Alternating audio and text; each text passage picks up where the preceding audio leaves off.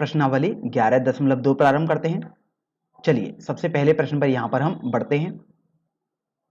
इस प्रश्न में आपको बोला गया है कि एक त्रिभुज एबीसी की रचना कीजिए जिसमें भुजा बीसी की लंबाई 7 सेंटीमीटर है, कोण भी 75 अंश होना चाहिए तथा AB प्लस AC भुजाओं का योगफल जो है वो आपके पास 13 सेंटीमीटर होना चाहिए।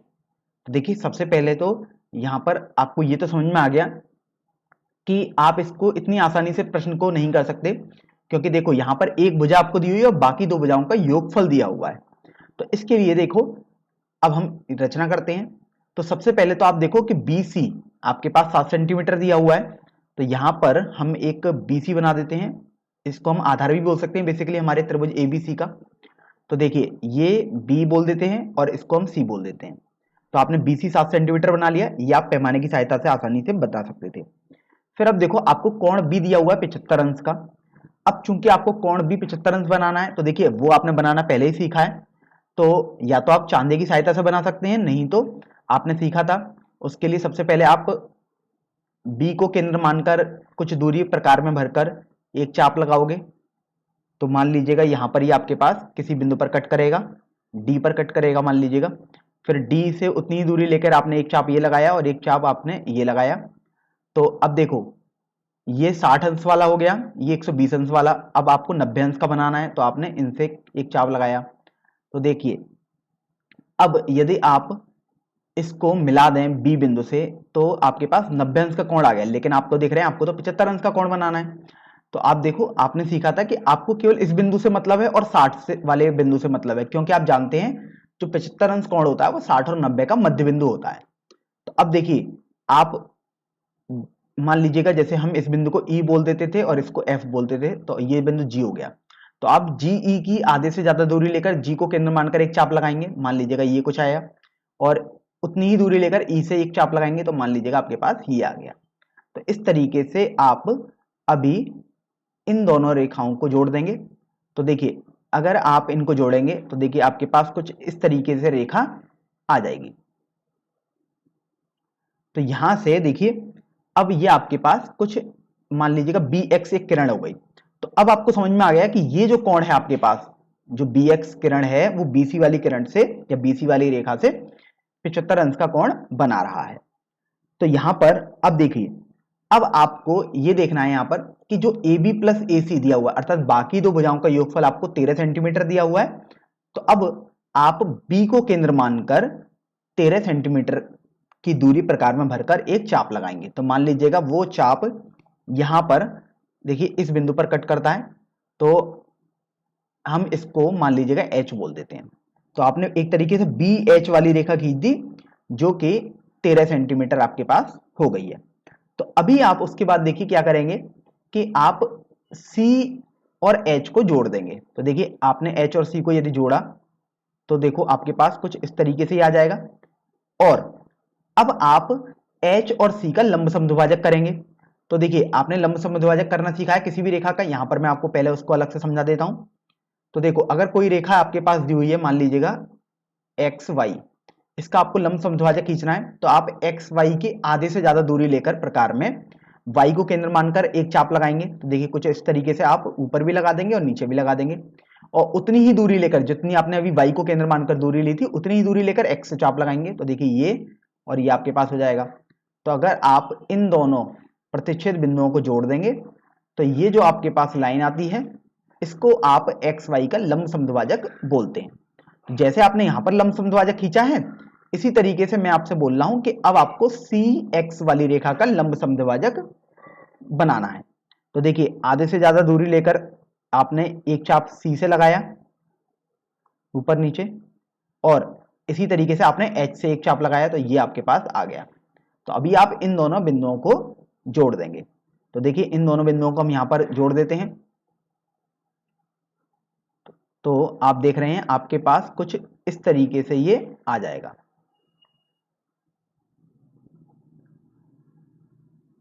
अब यहां पर हम इस रेखा को थोड़ा आगे भी बढ़ा देते हैं। इस रेखा को अगर आपने थोड़ा आगे बढ़ाएंगे तो आपको यहां पर मिलेगी।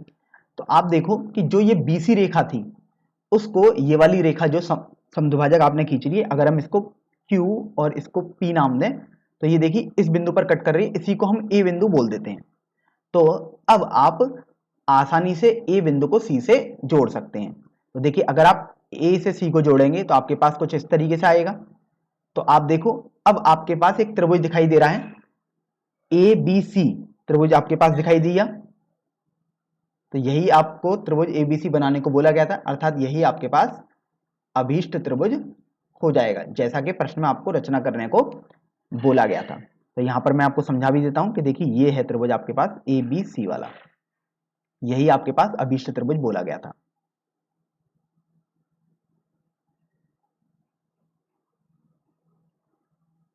अब यहां पर आप देखो, वैसे तो आपको यहां पर पुष्टि करने के लिए रचना के बिंदु लिखने के लिए नहीं बोला गया है, लेकिन आपने सीखा है कि अगर रचना के बिंदु आपसे लिखने को कभी भी प्रश्न में आएंगे पेपर में, तो आप जैसा जैसा करते जा रहे हैं वैसा वैसा आप लिखते जाएंगे। जैसे यहां पर देखिए मैं रचना के अगर बिंदु लिखना चाहूं तो मैं बिंदु नहीं लिखूंगा, केवल आपको पॉइंट्स में लिख के एक बार समझा देता हूं। तो देखिए सबसे पहला पॉइंट आप बीसी रेखा बनाएंगे जो कि 7 सेंटीमीटर की थी, आपने पैमाने से बनाई। फिर उसके बाद आपने एक कोण बनाया 75 अंश का, अर्थात बी एक्स वाली किरण जो थी आपके पास 75 अंश का कोण आपने बना दिया। फिर आपने देखा कि अब हम बी को केंद्र मानकर 13 सेंटीमीटर की दूरी प्रकार में भरकर एक चाप लगाएंगे जो कि देखो एच बिंदु पर मिली, तो ये आपका तीसरा बिंदु हो जाएगा। फिर आप देखो आगे आप बोलोगे कि चौथे बिंदु में आपने एच से सी को जोड़ा। फिर पांचवें बिंदु में आपने एच सी वाली रेखा का लंब समद्विभाजक खींचा जो कि पी क्यू है, जो बी एक्स वाली किरण को बिंदु ए पर मिलता है। और सबसे अंतिम बिंदु आपके पास हो जाएगा, अब आप ए से सी को जोड़ देंगे। तो इस तरीके से जो त्रिभुज आपके पास आएगा वो त्रिभुज एबीसी ही अभीष्ट त्रिभुज हो जाएगा। अब यहां पर हम समझ लेते हैं कि आखिर यहां पर हम इसकी पुष्टि कैसे कर पाएंगे कि जो आपने रचना बनाई है और जो आपने त्रिभुज बनाया है वो दोनों बेसिकली एक ही बात को रिप्रेजेंट कर रहे हैं। तो यहां पर हम पुष्टि के लिए समझ लेते हैं सबसे पहले तो आप देखिए यहां से सबसे पहले तो कि चूंकि देखो PQ वाली रेखा पर ही बिंदु A स्थित है, इसका मतलब ये हुआ कि जो आपके पास AC वाली भुजा है और जो AH वाली भुजा है दोनों आपके पास बराबर हो जाएंगी। यहां पर हम लिख भी देते हैं ACH के लंब समद्विभाजक पर स्थित है।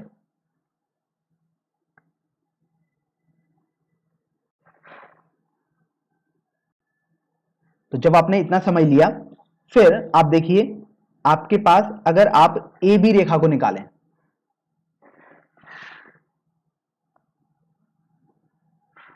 तो देखो ए बी रेखा जो आपके पास होगी उसको आप लिख सकते हो B H minus A H के बराबर। तो यहां से देखिए ए बी जो है आपके पास वो आ जाएगी B H minus A H.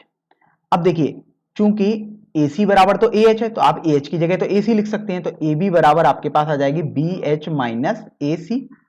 तो इस तरीके से आप देखिए आपके पास आ जाएगा यहां से AB प्लस AC बराबर AH। तो देखो यही आपको एक तरीके से प्रश्न में भी बोला गया था कि AB प्लस AC आपके पास AH के बराबर होना चाहिए था, मतलब 13 सेंटीमीटर के बराबर होना चाहिए था। तो आपने देखो जो यहां पर सॉरी ये आपके पास बी एच आएगा, सॉरी ये बी बिंदु है तो ये आपके पास बी एच के बराबर आ गई। देखो आपको प्रश्न में बोला भी गया था कि जो ये 13 सेंटीमीटर के बराबर होनी चाहिए, तो आपने बी से केंद्र मानकर चाप लगाया था बी एच वाला, तो इसका मतलब यही आपके पास 13 सेंटीमीटर हो गया है। तो इस तरीके से आपने पुष्टि भी कर दी और यहां पर रचना बनाकर भी दिखा दी है। तो देखिए अब हम प्रश्न संख्या 2 पर आ जाते हैं। इस प्रश्न को पढ़ते हैं। तो यहां पर आपको बोला गया है कि एक त्रिभुज ABC की रचना कीजिए जिसमें BC वाली भुजा की लंबाई 8 सेंटीमीटर है, कोण B की लंबाई 45 अंश है और AB माइनस AC 3.5 सेंटीमीटर के बराबर है। तो देखिए पहले प्रश्न में आपके पास दो भुजाओं का योगफल दिया हुआ था, लेकिन यहां पर दूसरे प्रश्न में आप देख रहे हैं आपके पास दो भुजाओं का अंतर दिया हुआ है 3.5 सेंटीमीटर। तो सबसे पहले तो आप यहां पर एक आधार बनाएंगे। तो आप देख रहे हो एक भुजा आपके पास BC दी हुई है 8 सेंटीमीटर। तो सबसे पहले हम भुजा BC बना लेते हैं 8 सेंटीमीटर। तो ये मान लीजिएगा आपके पास BC वाली भुजा हो जाएगी 8 सेंटीमीटर की। इसको हम B बिंदु बोल देते हैं और इसको C बिंदु बोल देते हैं। फिर आप देख रहे हो आपको कोण B दिया हुआ है 45 अंश। तो अब देखियो प्रकार से यदि आप कोण B 45 अंश बनाएंगे तो सबसे पहले आप एक चाप लगाएंगे। तो अगर आप एक चाप लगाओगे तो कुछ इस तरीके से आपके पास चाप लगा। तो देखिए यहां से अब आप एक केंद्र मानकर इस बिंदु को यहां एक चाप लगाओगे, मतलब 60 अंश का और फिर 120 अंश का। तो अब 60 अंश वाले को केंद्र मानकर आपने ये चाप लगाया और फिर आपने ये चाप लगाया। तो इस तरीके से अगर आप इनको जोड़ देंगे तो ये आपके पास देखो 90 अंश का कोण तो आसानी से बन गया।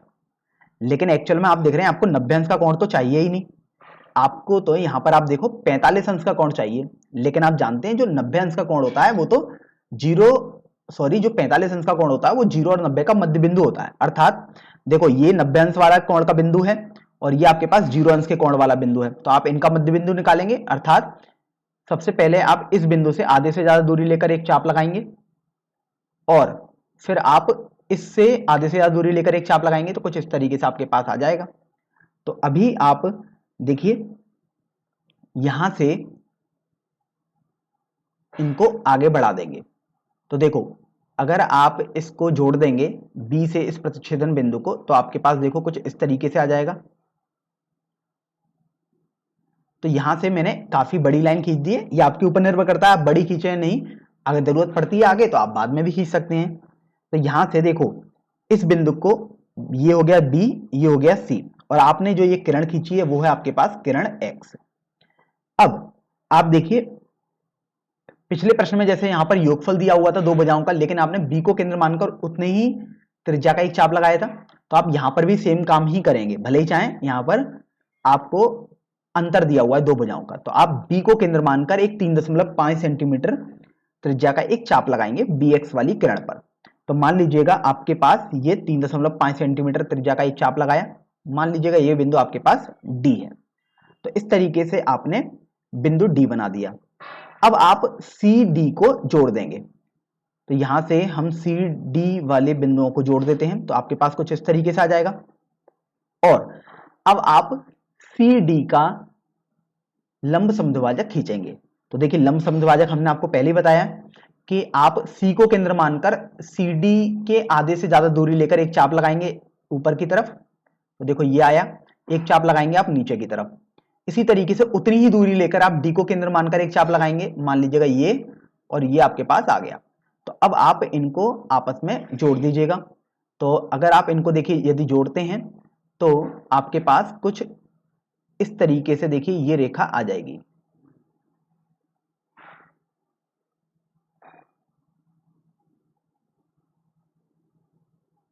मैं इसको आगे बढ़ा देता हूं। तो आप देख रहे हो कि जो हमने यहां पर ये जो BX किरण बनाई थी उसको हमें थोड़ा सा आगे बढ़ाना पड़ेगा, क्योंकि यहां पर आपको प्रतिच्छेदन बिंदु निकालना है इन दोनों का। तो यहां पर हम BX वाली किरण को थोड़ा आगे भी बढ़ा देते हैं। इसलिए मैं आपसे बोल रहा था कि आपके ऊपर निर्भर करता है कि आप उस लाइन को पहले ही काफी बड़ा बना देते हैं, बाद में आप बड़ा बनाएंगे, क्योंकि आपके पास तो पेंसिल और पटरी प्रकार सब कुछ होगा। तो देखो अगर ये आपके पास BX किरण थी तो आपने देखा जो CD का लंब समद्विभाजक है, अगर आप उसको MN बिंदु करके बोलें तो वो A पर देखो BX वाली किरण को कट कर रहा है। तो इसका मतलब अब जो आपके पास त्रिभुज ABC दिखाई दे रहा है वही आपके पास एक अभीष्ट त्रिभुज हो जाएगा। तो अब आप A से C को जोड़ देंगे। तो आप देख सकते हो यहां पर आपके पास एक त्रिभुज ABC दिखाई दे रहा है, यही आपके पास अभीष्ट त्रिभुज हो जाएगा। तो मैं यहाँ पर आपको इसको पीले रंग से रंग के दिखा देता हूं ताकि आपको ढंग से समझ में आ जाए कि आखिर कौन सा त्रिभुज है ABC। तो देखिए ये त्रिभुज है आपके पास त्रिभुज ABC।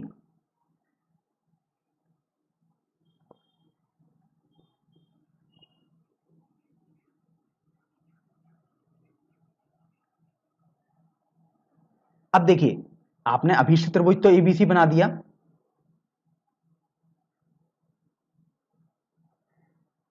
अब यहां पर हम इस रचना की पुष्टि भी कर लेते हैं। तो देखिए रचना की पुष्टि हम सबसे पहले यहां पर करते हैं।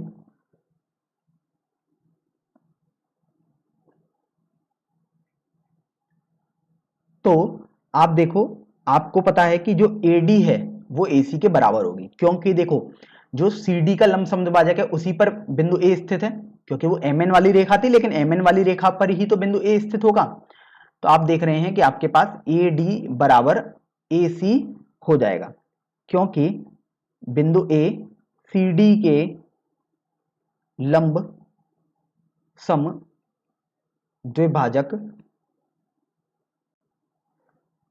पर स्थित है।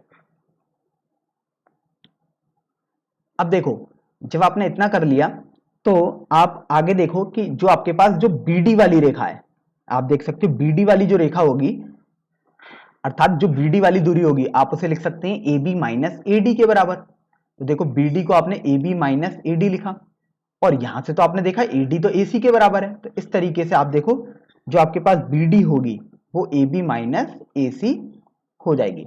तो आप देखो आपने BD जो चाप लगाया था B से D का, वही तो आपके पास AB माइनस AC था, अर्थात ये जो चाप आपने लगाया था ये आपके पास 3.5 सेंटीमीटर का चाप ही तो था। तो आप यहां से भी देख पा रहे हो कि आपके पास वही आ रहा है, अर्थात इस तरीके से आपने रचना की पुष्टि भी कर ली है। तो देखिए, अब हम प्रश्न संख्या 3 को हल करते हैं। यहां पर आप देख रहे हैं, आपको बोला गया है कि एक त्रिभुज PQR की रचना कीजिए जिसमें भुजा QR की लंबाई 6 सेंटीमीटर है, जो कोण Q है वो 60 अंश का है, तथा PR माइनस PQ अर्थात PR और PQ भुजाओं का अंतर आपके पास 2 सेंटीमीटर दिया हुआ है। तो सबसे पहले तो आप देखिए, आपके पास एक भुजा दी हुई है इस त्रिभुज की जो कि QR है, वो आपको डायरेक्टली पता है 6 सेंटीमीटर के बराबर है। तो सबसे पहले आप QR वाली भुजा बना लेंगे। तो ये आपने देखो QR वाली भुजा बना ली, ये आपके पास 6 सेंटीमीटर हो गई। तो मैं यहाँ Q और यहाँ R लिख देता हूं बिंदु। अब देखिए, अब आपको बोला गया था कि कोण Q जो है वो 60 अंश का आपको बनाना है। तो देखिए, अगर कोण Q आपको 60 अंश का बनाना है तो सबसे पहले आपने सीखा था उसके लिए कि आप Q को केंद्र मानकर एक कुछ भी निश्चित त्रिज्या का एक चाप बनाएंगे प्रकार से। ये कुछ इस तरीके से कट जाएगा, और इस बिंदु को केंद्र मानकर उतनी ही दूरी लेकर आपने एक चाप ये लगाया। तो इस तरीके से अगर आप इन बिंदुओं को जोड़ देंगे तो देखिए, अगर आप इनको जोड़ेंगे तो आपके पास कुछ इस तरीके से ये आ जाएगा।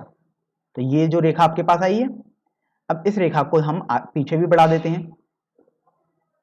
तो अब देखो, ये जो कोण आपके पास Q आया है, ये आपको समझ में आ गया कि ये आपके पास 60 अंश का कोण आ चुका है। तो अब देखिए, हम इसको बोल भी देते हैं कि आखिर आपने जो ये कोण बनाया है इसको हम देखिए यहां पर K नाम दे देते हैं, मतलब आपने K किरण बना ली। तो अब यहां से आप देखो कि अब आप Q को केंद्र मानकर 2 सेंटीमीटर त्रिज्या का एक चाप लगाएंगे जो कि QK को कहीं ना कहीं कट करेगा। तो देखो, अब आपने Q को केंद्र मानकर 2 सेंटीमीटर त्रिज्या का चाप लगाया। तो देखो 2 सेंटीमीटर त्रिज्या का चाप मतलब यहां पर कहीं मान लीजिए कट कर गया, तो मैं कुछ थोड़ा सीख सा चाप लगा देता हूं। तो ये आपके पास देखो कट कर गया, ये 2 सेंटीमीटर त्रिज्या हो गई। मान लीजिएगा ये बिंदु आपके पास बिंदु S है। अब आप S और R को जोड़ देंगे। तो देखिए, अगर आप S और R को जोड़ेंगे तो आपके पास कुछ इस तरीके से ये वाली रेखा आ जाएगी S और R को जोड़ने पर। फिर आप देखिए, आप एस आर का लंब समद्विभाजक खींचेंगे। तो आपने लंब समद्विभाजक तो सीखा ही है कि कैसे आप बनाते हैं। आप आर एस के आधे से ज्यादा दूरी लेकर आर को केंद्र मानकर एक चाप लगाएंगे, और अब आप एस को केंद्र मानकर उतनी दूरी लेकर चाप लगाएंगे तो आपके पास कुछ इस तरीके से मिल जाएगा, और फिर आप इनको आसानी से जोड़ दीजिएगा। तो अगर आप देखो इनको यदि जोड़ेंगे तो यहां से आपके पास कुछ इस तरीके से ये आ जाएगा। तो देखो, आपने लंब समद्विभाजक खींचा, जो कि लंब समद्विभाजक आप देख रहे हैं जो आपके पास ये किरण आपने बनाई थी उसको किसी बिंदु पर कट कर रहा है। इसी बिंदु को हम बिंदु P बोल देते हैं। तो अब आप P से R को जोड़ दीजिएगा। तो देखिए, P से यदि हम R को जोड़ दें तो आपके पास ये PR वाली भुजा हो जाएगी। तो आप देखो, अब आपके पास चूंकि P बिंदु आ गया और QR तो आप पहले ही बना चुके थे, तो इस तरीके से जो ये त्रिभुज आपके पास बनना है वही अभीष्ट त्रिभुज हो जाएगा, अर्थात त्रिभुज PQR। और आपको अभीष्ट त्रिभुज पी क्यू आर का ही निर्माण करना था इस प्रश्न में। तो देखिए ये वाला त्रिभुज आपके पास पी क्यू आर हो जाएगा, जिसको मैं यहां पर देखिए आसमानी रंग से रंग रहा हूं ताकि आपको ढंग से समझ में आ जाए कि कौन सा त्रिभुज आपको बनाना था।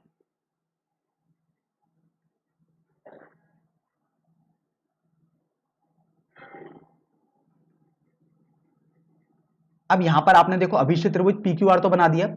अब जो आपने रचना एक तरीके से बनाई है, अर्थात जो त्रिभुज पी क्यू आर बनाया है, उसकी हम यहां पर पुष्टि कर लेते हैं।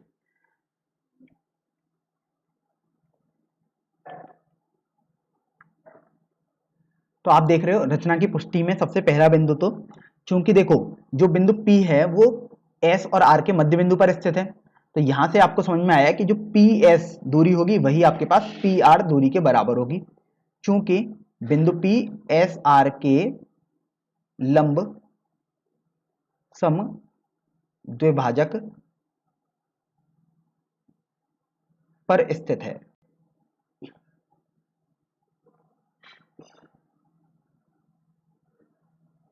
तो आपने PS बराबर PR लिख दिया।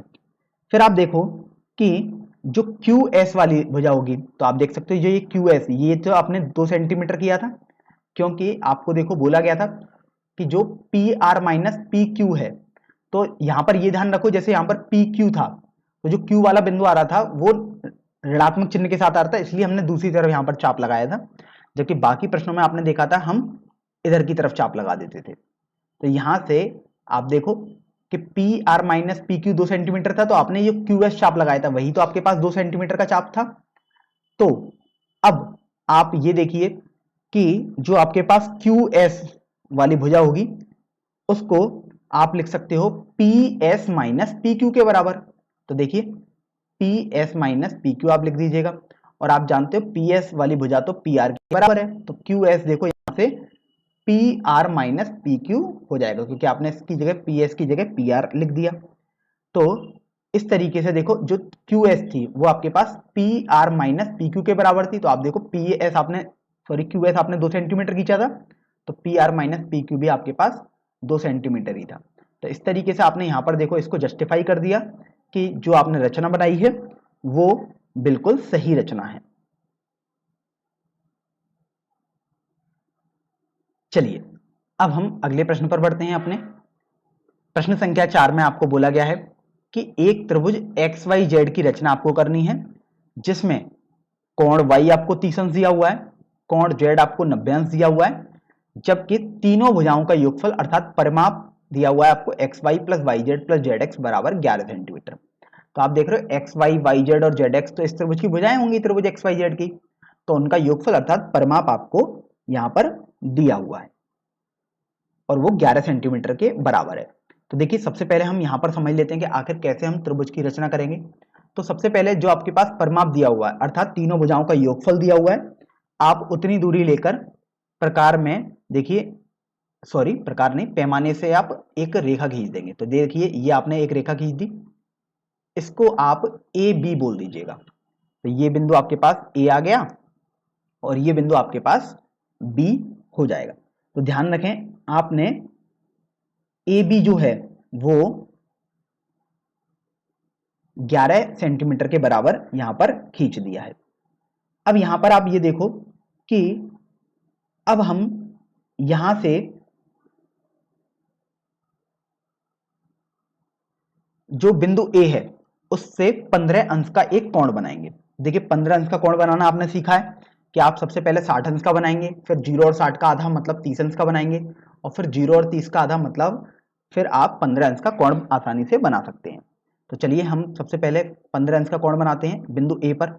तो देखो आपने चाप लगाया, फिर आप देखो आपने यहां पर इसको मिलाया, तो ये आपके पास 60 अंश का कोण वाला हो जाएगा। तो आप इसको जोड़ दीजिएगा। तो आपने जोड़ा तो देखिए आपके पास कुछ इस तरीके से आ जाएगा। आपको बहुत बड़ी रेखा नहीं बनानी क्योंकि आपको 60 अंश के कोण से कोई मतलब ही नहीं है, वो तो रेखा आप केवल इसलिए बना रहे हैं क्योंकि आपके पास 30 अंश का और फिर बाद में 15 अंश का कोण आ जाए। तो देखो अब आप इसका और इसका मध्य कोण निकालेंगे, तो अर्थात ये आपके पास 30 अंश का कोण आ जाएगा। तो आप इसको भी जोड़ दीजिएगा।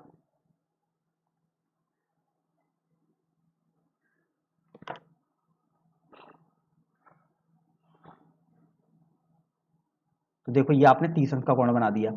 अब चूंकि आपको तो 15 अंश का कोण बनाना था, अर्थात अब देखो आप इसका और इसका मध्य बिंदु निकालेंगे कोण में, तो देखो ये आपके पास कुछ इस तरीके से कट कर जाएगा। तो आप इसको अब आसानी से आगे की तरफ बढ़ा दीजिएगा जोड़कर। तो देखो ये आपके पास आ चुका है 15 अंश का कोण। तो यहां पर मैं इसको बता देता हूं कि ये आपके पास 15 अंश का कोण आपने बना लिया। अब यहां से आप ये देखो कि अब हम जो बिंदु B है हमारे पास, उससे हम 45 अंश का कोण बनाएंगे। तो B पर 45 अंश का कोण बनाएंगे तो सेम काम करेंगे। सबसे पहले B को केंद्र मानकर एक चाप लगाएंगे। फिर देखो ये 60 अंश का कोण, ये 120 अंश का कोण, इन दोनों का मध्य बिंदु अर्थात ये आपके पास देखो 90 अंश का कोण हो जाएगा। तो इसको मैं जोड़ देता हूं। देखिए बहुत बड़ी रेखा बनाने की जरूरत नहीं है, यहां पर भी आपको बस आपको एक बिंदु चाहिए, इसलिए आप बना रहे हैं। तो देखिए मेरे से ये थोड़ा चाप गलत लगा है, क्योंकि आप तो प्रॉपर इसे प्रकार से बना रहे होंगे, तो आपके पास कुछ इस तरीके से चाप आ गया। तो ये 90 अंश का कोण बन गया। अब आप देखो यहां पर 90 अर्थात इस बिंदु का और ये 0 इस बिंदु का मध्य बिंदु निकालेंगे। तो देखो जब यहां से केंद्र मानकर आप चाप लगाओगे तो आपके पास कुछ इस तरीके से आ जाएगा। यहां से केंद्र मानकर चाप लगाओगे तो कुछ इस तरीके से आपके पास आ जाएगा। तो अब देखिए आप इनको जोड़ देंगे। तो B से यदि आप इस बिंदु को जोड़ेंगे तो आपके पास कुछ इस तरीके से ये बिंदु आ जाएगा। तो यहां पर जो ये बिंदु आपके पास आया है, इसको आप बिंदु X बोल देते हैं। तो यहां से अब आपको समझ में आ गया कि बिंदु X आपके पास कौन सा है। तो यहां पर आप समझ लो कि मैं यहां पर आपको समझा देता हूं कि हमने जो कोण XAB बनाया है वो आपके पास 15 अंश का कोण था, और कोण XBA जो बनाया है आपने वो 45 अंश का कोण है, अर्थात ये वाला कोण आपके पास 45 अंश का है। तो अब देखो जो AX वाली रेखा है आपके पास, इसका आप लंबसम द्विभाजक खींचेंगे, अर्थात X और A के जो बीच की दूरी है उसकी आधे से ज्यादा दूरी आप लेकर X से चाप लगाओगे तो कुछ इस तरीके से आपके पास चाप आ जाएगा।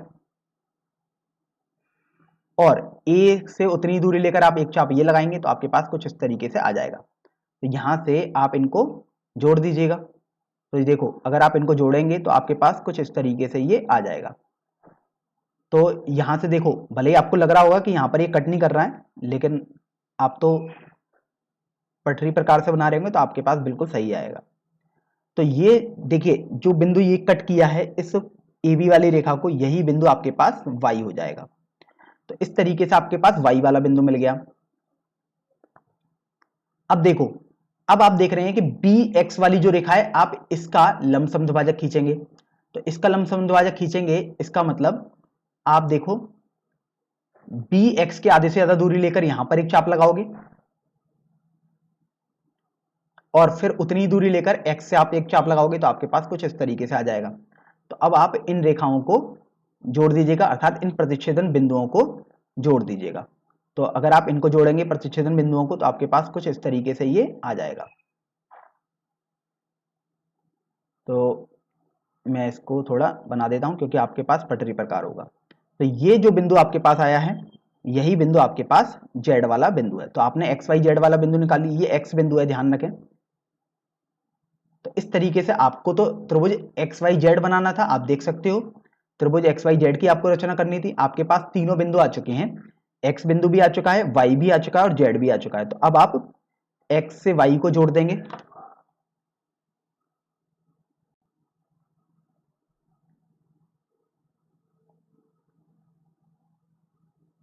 अर्थात देखो X से Y को यदि आप जोड़ोगे तो आप देखिए आपके पास आ जाएगा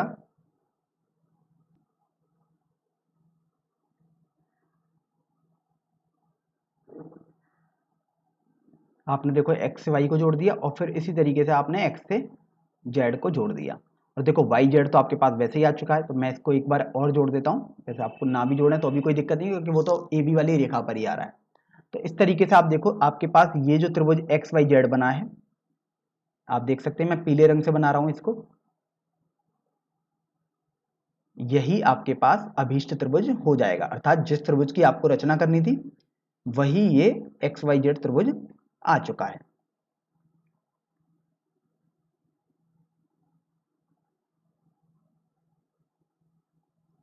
अब देखो आपने त्रिभुज एक्स वाई जेड तो बना लिया, अब हम इस रचना की पुष्टि कर लेते हैं।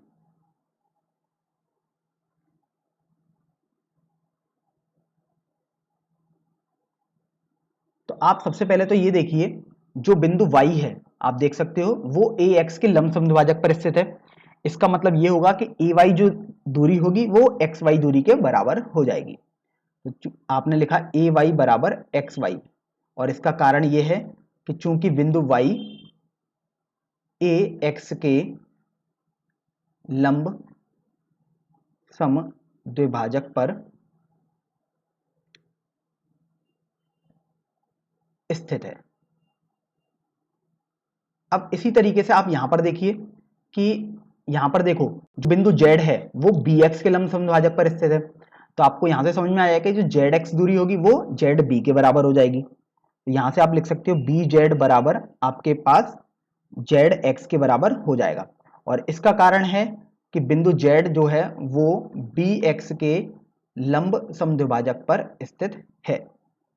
फिर आप ये देखिए कि जो आपके पास ए बी रेखा जो आपने बनाई है वो तो पूरे 11 सेंटीमीटर के बराबर थी। तो आप देखो ए बी आपके पास थी, यहां से अगर आप देखोगे तो देखो A Y plus Y Z plus Z भी आप लिख सकते हो। तो यहां से देखिए ए बी को आपने लिखा A Y plus Y Z plus Z B. फिर आप गौर करेंगे तो पाएंगे कि देखो ए वाई जो दूरी है वो तो एक्स वाई के बराबर है, तो आपने ए वाई की जगह एक्स वाई लिख दिया। वाई जेड को आप ऐसे ही रहने दीजिएगा, और जेड भी आप देखो आपने अभी सीखा कि जेड एक्स के बराबर है क्योंकि जेड बी एक्स के लंब समद्विभाजक पर स्थित है। तो इस तरीके से आपने देखा कि ए बी जो है वो X Y plus Y Z plus Z X के बराबर हो जाएगी। तो आप देखो आपने वही 11 सेंटीमीटर के बराबर ही ये वाली दूरी अर्थात ये वाली रेखा बनाई थी। चलिए, तो आपने अभी तक ये तो पता कर लिया कि जो लंबाई आपने बनाई है वो बेसिकली पुष्टि हो चुकी है। अब यहां पर हम कोणों की पुष्टि करते हैं। तो आप देखो जो कि कोण एक्स वाई जेड है, आप देख सकते हो कोण एक्स वाई जेड अर्थात ये वाला जो कोण है वो त्रिभुज ए एक्स वाई का एक बाह्य कोण है। तो यहां पर हम लिख लेते हैं कोण एक्स वाई जेड त्रिभुज ए एक्स वाई का बाह्य कोण है। इसका मतलब ये हुआ कि जो कोण एक्स वाई जेड होगा वो आपके पास इस त्रिभुज के अंदर के दो कोणों के बराबर हो जाएगा, अर्थात कोण ए एक्स वाई के बराबर और कोण एक्स ए वाई के बराबर। तो देखिए आप यहां से लिख सकते हैं कोण एक्स वाई जेड बराबर कोण ए एक्स वाई प्लस कोण वाई ए एक्स। तो देखो ये आपके पास हो जाएगा 15 अंश प्लस 15 अंश अर्थात 30 अंश के बराबर। तो आपने देखा कि कोण y एक तरीके से देखो आपके पास 30 अंश आ गया, और आप देखो यहां से कोण y आपको 30 अंश ही बोला गया था। तो यहां पर देखो ये वाली बात आ सकती है कि ये कैसे पता लगेगा कि ये दोनों कोण बराबर हैं 15 और 15 हैं। तो आपने देखा ए वाई तो एक्स वाई के बराबर है, तो आप देखो ये वाली जो दूरी है और ये दूरी तो बराबर है, इनका मतलब आमने सामने के कोण भी बराबर होंगे। तो चूंकि ये 15 अंश है तो ये भी आपके पास 15 अंश ही हो जाएगा। तो इस तरीके से कोण y आपने निकाल दिया। अब हम देख लेते हैं कि आखिर कोण z कैसे 90 अंश आपके पास बना है। तो देखिए आपने देखा यहां पर कि कोण एक्स जेड वाई आप देख सकते हो, कोण एक्स जेड वाई मतलब ये वाला कोण जो है वो त्रिभुज एक्स बी जेड का बाह्य कोण है। तो आप लिख सकते हैं कोण एक्स जेड वाई त्रिभुज एक्स बी जेड का बाह्य कोण है। इसका मतलब ये हुआ कि कोण एक्स जेड वाई बराबर इस त्रिभुज के बाकी दो कोणों का योगफल अर्थात कोण जेड एक्स बी प्लस कोण जेड बी एक्स। और आप जानते हैं देखो आपको ये तो समझ में आ गया कि ये जो कोण है वो इस कोण के बराबर और इस कोण के बराबर होगा, और आपने देखा था कि ये भुजा और ये भुजा तो बराबर थी क्योंकि जेड एक्स बी के लंब समद्विभाजक पर स्थित है। तो चूंकि ये 45 अंश है तो ये भी आपके पास 45 अंश ही हो जाएगा। तो इस तरीके से आप देखो कि आपके पास कोण एक्स जेड वाई बराबर देखो ये 45 अंश हो गए, ये भी 45 अंश हो जाएगा।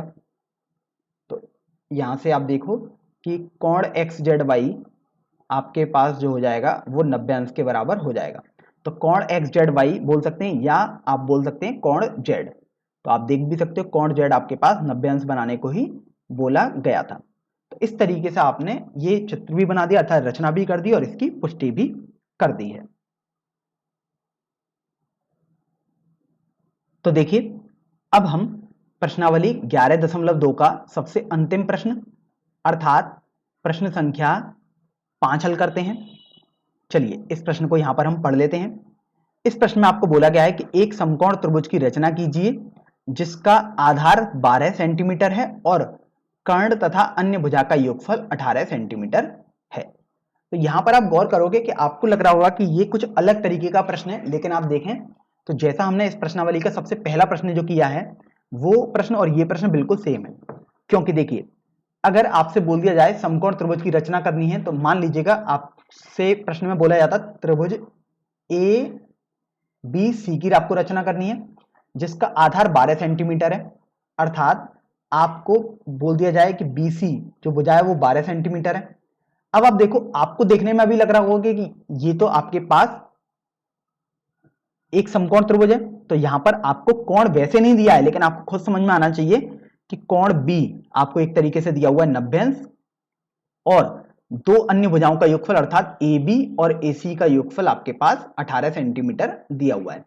तो यहां से आप देखो, अगर मैंने इस पॉइंट को लिखा अर्थात इस वाली लाइन को लिखा कुछ तरीके से, तब आपको समझ में आ जाएगा कि हाँ ये तो बिल्कुल पहले प्रश्न जैसा सवाल ही है।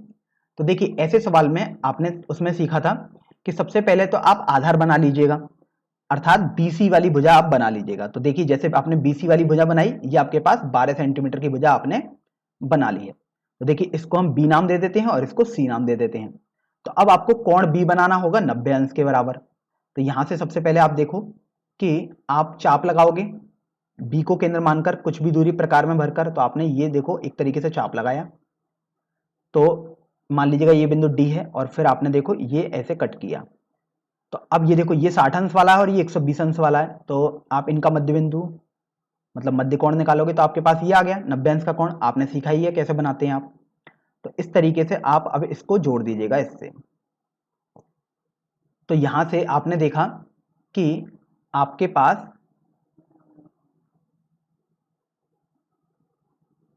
ये एक लाइन आ गई। इसको मैं थोड़ा और आगे बढ़ा देता हूं क्योंकि मेरे को यहां तक लगता है वो जरूरत पड़ेगी। तो आपने 90 अंश का कोण एक तरीके से बना दिया। तो ये आपको समझ में आ गया कि ये 90 अंश का कोण आपने बना दिया है। फिर आपको बोला गया था कि जो दोनों भुजाएं हैं उनकी योगफल 18 सेंटीमीटर है, जो अन्य भुजाएं हैं। तो आप अब बी को केंद्र मानकर 18 सेंटीमीटर दूरी प्रकार में भरकर एक चाप लगाएंगे। तो मान लीजिएगा आपके पास वो ये चाप यहां पर लग गया और ये बिंदु आपके पास ई है। तो अब आप ई से सी को जोड़ देते हैं, क्योंकि आपने सीखा था ई से सी को आप जोड़ते थे उसमें। तो ई से सी को आपने जोड़ा तो कुछ इस तरीके से आएगा और फिर आप ई सी का लंब समद्विभाजक खींचेंगे। तो लंब समद्विभाजक खींचने का मतलब ये हुआ कि आप सी ई की आधे से ज्यादा दूरी ले लीजिएगा और सी को केंद्र मानकर एक चाप लगाइए। तो देखिए आपके पास कुछ इस तरीके से चाप आ जाएगा और फिर आप ई को केंद्र मानकर उतनी ही दूरी से एक चाप लगाएंगे। तो ये आपके पास इस तरीके से आ जाएगा। अब आप इन दोनों को जोड़ देंगे। तो देखो आप यदि इन दोनों को जोड़ेंगे तो आपके पास कुछ इस तरीके से ये आ जाएगा। तो देखिए यहां पर आपके पास ये कट कर गया। तो ऐसा जरूरी नहीं है यहीं पर ही कट करेगा, लेकिन वो कहीं भी कट करे, बस आप जहां भी कट करे आप उस बिंदु को ए बोल दीजिएगा। तो इस तरीके से आपके पास बिंदु ए आ गया। अब आप ये देखो कि आपको तो त्रिभुज एबीसी बनाना है, अर्थात अगर आपके पास तीनों बिंदु आ ही गए ए बी और सी, तो आप इन सबको जोड़ दीजिएगा। तो देखो अब आप ए से सी को जोड़ देंगे। तो ये देखो ए से सी को आपने जोड़ दिया। तो इस तरीके से आप देखो आपके पास एक त्रिभुज दिखाई दे रहा है, त्रिभुज ए बी सी आप देख सकते हैं। तो यही त्रिभुज आपको एक तरीके से रचना करने को बोला गया है। तो यही आपके पास एक अभीष्ट त्रिभुज हो जाएगा। तो यहां पर मैं लिख भी देता हूं, अभीष्ट त्रिभुज जो आपके पास आया है वो है त्रिभुज ए बी सी। अब देखिए अगर रचना की पुष्टि करनी है तो ये भी काफी आसान ही हो जाएगा यहां पर अपने पास। तो रचना की पुष्टि में सबसे पहला बिंदु तो आप ये देखिए कि चूंकि जो ए है वो ईसी के लंब समद्विभाजक पर स्थित था, तो आप यहां से बोल सकते हैं कि ए ई बराबर आपके पास ए सी के बराबर हो जाएगा, चूंकि बिंदु ए ई सी के लंब सम द्विभाजक पर स्थित है। फिर आप ये देखो कि जब आपने इतना कर लिया तो अब आपको देखो ए बी जो दूरी दिखाई दे रही है, आप उस ए बी दूरी को आप देख सकते हो, ये ए बी दूरी है आपके पास, इस दूरी को आप लिख सकते हो ई बी माइनस ई ए। तो देखिए आपने इसको लिखा ई बी माइनस ई ए, और आप देखो यहां से सबसे पहला जो पॉइंट था आपने ए ई बराबर ए सी लिखा है, ए ई या ई ए बात तो सेम ही है, तो आप इसकी जगह ए सी लिख सकते हैं। तो ए बी बराबर आपके पास हो जाएगा बी ई माइनस ए सी, या आप बोल सकते हैं कि बी ई जो है वो आपके पास ए बी प्लस ए सी हो जाएगा। तो आप देखो कि जो बी ई था वही तो आपने 18 सेंटीमीटर का चाप लगाया था, तो बी ई बराबर आप देख सकते हैं ए बी प्लस ए सी ही यहां पर दिया हुआ है। तो इस तरीके से यहां पर आपने इस प्रश्न में भी रचना की पुष्टि कर दी है।